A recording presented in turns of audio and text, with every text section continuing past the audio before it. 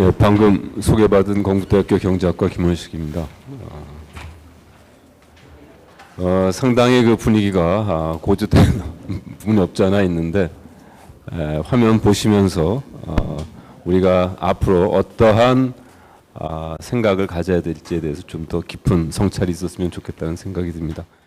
기본적으로 노동이라는 그 자체는 굉장히 성스러운 거죠. 굉장히 성스러운 일입니다. 그리고 노동자라는 것은 그 노동을 수행하는 분들이고요. 근데 그 노동자의 모든 다수는 다 아마 그러한 성스러운 일에 본인이 종사하고 있다고 생각을 하고 있을 거라고 보고 있습니다.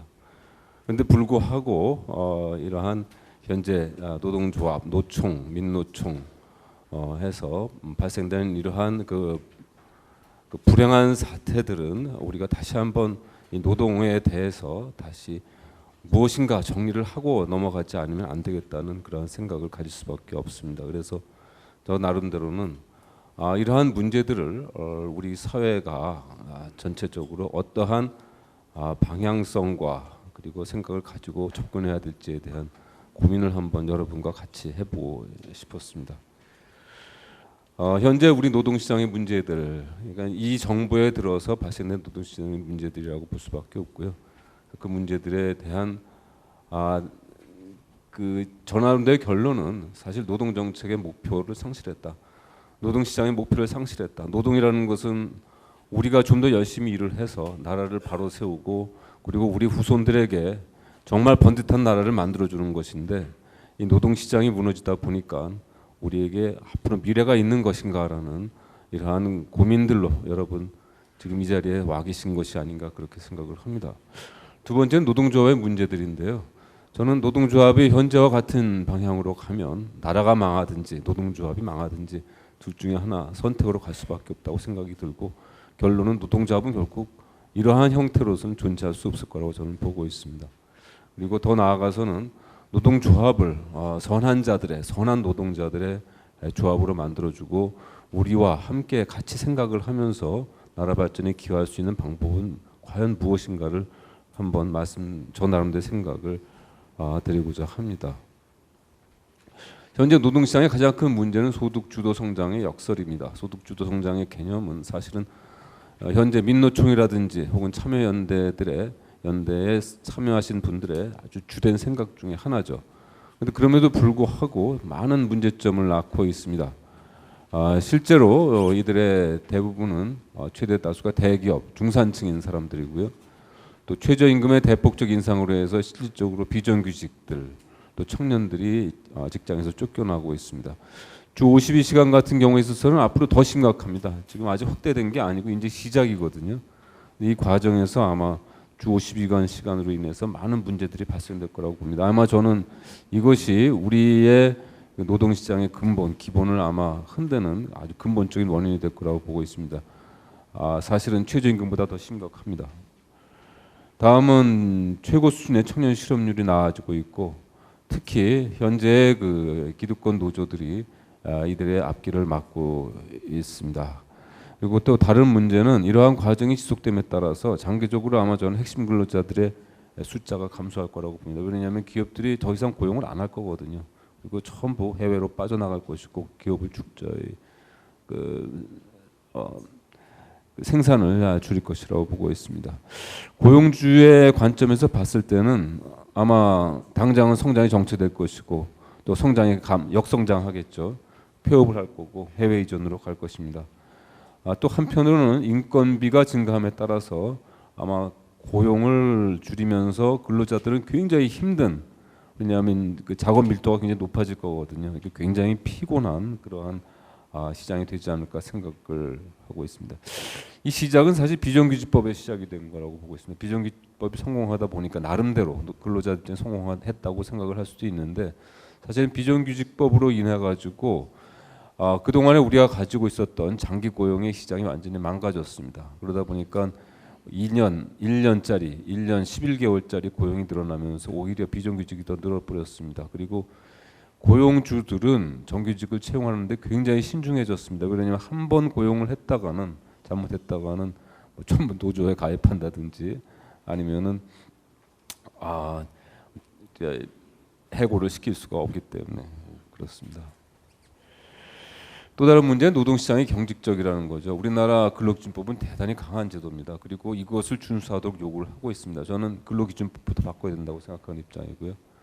또 하나는 이러한 그 근로기준법은 사실상 대기업부터 적용이 되고 있거든요. 그래서 대기업의 정규직 근로자만 우선적으로 보호를 받고 있고 여기에 빠져 있는 비정규직들이나 혹은 청년 근로자라든지 혹은 청년 지원자들, 특히 제졸 취업자들은 전혀 이 제도의 보호를 받지 못하고 있습니다. 그래서 노동조합이 현재는 사회운동 기구화돼 있습니다. 노동조합이라는 것은 근로자를 위한 제도, 근로자를 위해서 정말 진실된 근로자를 위해서 노력하는 조직이 돼야 되는데 실질적으로 뭐 다양한 통일운동까지 포함을 해서 사회운동을 하고 있는 일종의 시민단체의 역할을 하고 있습니다. 그래서 일단 이들이 이러한 시민단체의 탈을 벗지 못하면 아마 저는 노동조합은 아마 소멸되거나 힘이 완전히 빠질 것이라고 저는 보고 있습니다. 그리고 또 다른 문제는 이들이 이러한 그 활동을, 그러니까 적극적인 활동을 하는 이유 중에 하나는 바로 이들의 위기죠.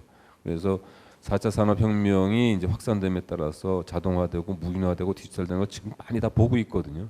자기들의 미래가 보이다 보니까 강한 저항을 하면 이것이 될 수 있을 거라고 자기들의 문제가 해결될 거라고 생각을 하고 있는데 사실은 그렇지 않습니다. 오히려 거꾸로 자동화, 무인화, 디지털화를 더 가속화시킬 가능성이 굉장히 높습니다. 그러면 이들은 점점 수가 줄어들게 되고 결국은 어느 순간 자동 소멸될 가능성이 있을 수밖에 없다. 저는 그렇게 보고 있고 이것이 이제 일본에서도 그랬고 미국도 그렇고 유럽에서 나타나는 현상들입니다. 또 하나는 이제 비정규직 정규직화입니다. 그러니까 현재는 정규직이 대단히 정상적인 고용 상태로 볼 수도 있겠지만은 앞으로는 온디맨드 워커라고 해가지고 비정규직들이 지금 사실은 비정규직이 더 늘어나고 있거든요. 어느 순간 이제 비정규직이 더 많아지게 되면 비정규직을 중심으로 한 노동시장이 다시 형성되기 시작할 수밖에 없습니다. 그들의 힘이 더 세질 수 있다는 거죠. 그러면 현재 이러한 나타나는 현상들은 더 이상 아마 존재하지 않을 수도 있다라는 저는 그렇게 보고 있습니다. 또 다른 문제는 이제 고령화거든요. 이들이 고령화되고 있습니다. 고령화되고 있는데 이들이 지금 고령화된 것이 아니라 앞으로 20년 후에 고령화될 거라고 생각을 하고 있는 거죠. 그럼 지금 그들이 할 수 있는 건 뭐냐?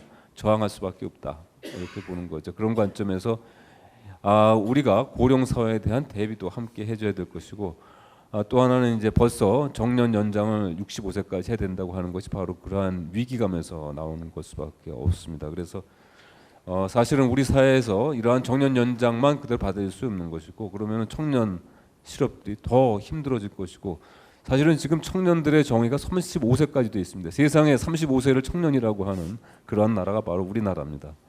그래서 이러한 그 잘못된 정책들부터 바로 잡아야 될 것이고 만약 정말 정년 연장이 필요하다면 임금 피크라든지 성과급제를 같이 가져야 되는데 지난번 그 정년을 60세로 연장을 하면서 잘못된 정책 중에 하나가 바로 이 임금 피크제와 성과급제를 빠뜨리고 단순히 노조의 힘에 밀려서 정년 연장을 했다는 데 있었습니다. 과연 노동조합이 저는 사라질 수도 있다. 지금 식으로 하면 정말 사라질 수밖에 없다. 여기서 지금 말씀하시는 분의 분노뿐 아니라 이러한 분노들은 이미 우리 다른 국민들도 다 공감을 하고 있습니다. 다 보고 있는 내용들입니다.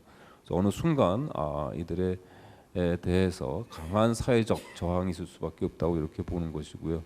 왜 이제 이러한 사라질 수밖에 없냐? 이들은 지금 사실은 좌파 이념의 노예, 행동대원화하고 있습니다. 결국 정치가 이들의 손을 놓는 순간 이들은 더 이상 설 자리가 없을 수도 있습니다. 그래서 이들이 정말 정상적인 노동 활동을 해주기를 정말 간절하게 저 나름대로 바라는 마음이고요. 행동주의 행동 우선, 선동주의에 따른 협상력이 계속 저하되고 있습니다. 그래서 최근에 본질적으로 이제 삼성 르노에서 이들의 그 파업 만능주의를 일시에 해소시키는 그러한 역할도 우리가 충분히 보고 있습니다. 이러한 일들은 계속 아마 앞으로 일어날 수밖에 없을 겁니다. 핵심 노조의 고령화에 대한 문제인데요. 그 신산업 청년 근로자들이 이들에 대해서 대단히 이질감을 느끼고 있습니다. 이들이 아마 그 새로운 노조원들을 받을 수가 없을 수도 있다. 저는 이렇게 보고 있는 거고요. 그 다음에 현재 이들의 정책 자체가 자신들만의 노후 보장을 목적으로 하고 있습니다. 그리고 또 하나의 문제는 공공 서비스 금융 노조의 비기인데 이들은 사실 중산층이거든요. 근데 한편으로 보면은 가장 안정된 직장 근로자들입니다. 그러나 한편으로는 이들의 그 임금은 사실은 상당 부분 국민들의 세금으로 부담이 되고 있습니다. 국민들이 이들에 대한 이들이 정말 우리 사회를 더욱더 혼란스럽게 한다면은 아마 국민들은 세금 납부 거부로서 아마 저항을 할 수밖에 없을 거라고 봅니다. 그리고 강하게 아마 공공개혁을 필요로 할 겁니다. 현재 우리나라의 그 경제 상황이라든지 사회 상황이 정체 상태에 있는 것은 바로 이러한 공공개혁이 충실하게 이루어지지 않고 있기 때문입니다.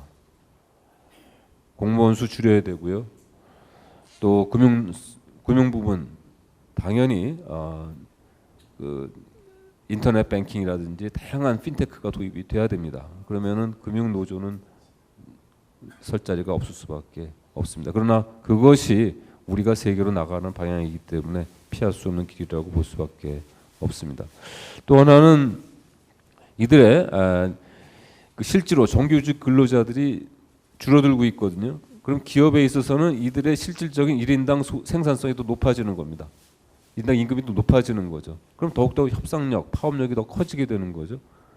그래서 이러한 요인들 때문에 지금 표면상으로는 상당히 이들이 강한 힘을 가지고 있는 것이라고 보일 수 있는데 실제로 앞으로 우리 사회가 보다 경쟁적인 사회, 경쟁적인 산업 구조로 갔을 때에는 더 이상 이들이 속한 기업들이 수익을 낼 수가 없는 또 수익이 줄을 수밖에 없기 때문에 이들의 협상력이 떨어질 겁니다. 그래서 현재의 문제는 규제 완화, 보다 경쟁적 산업 구조, 그리고 공기업 개혁, 공공부문 개혁 이것이 현재의 문제를 해결할 수 있는 가장 쉽고 빠른 길이라고 저는 보고 있습니다. 또 하나는 이들이 정치권의 희생양입니다. 사실은. 그래서 현재 그 문정부가 양극화를 이슈화하게 되니까 마치 양극화를 해결할 수 있는 선봉장으로 나서고 있는 것입니다.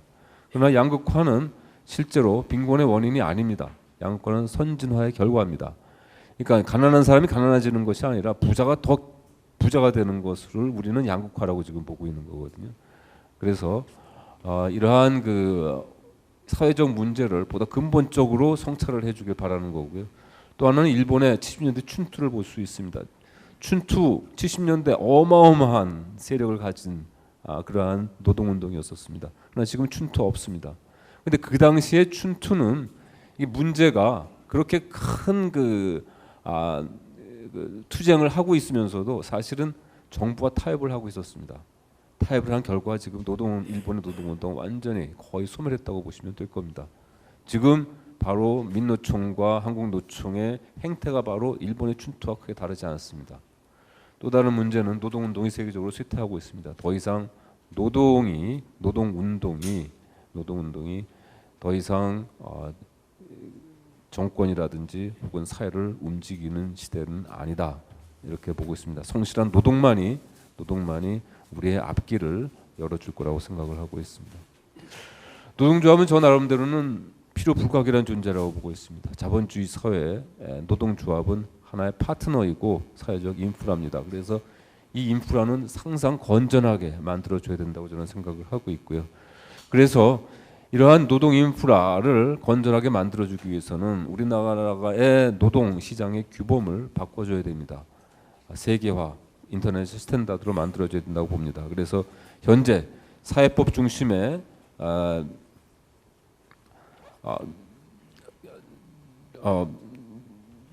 노동법 체계를 개별 노동계약을 우선하고 개별 노동계약이 우선됐을 때는 근로기준법도 양해가 될 수 있는 유연화시킬 수 있는 그러한 시스템으로 가야 될 거라고 보고요.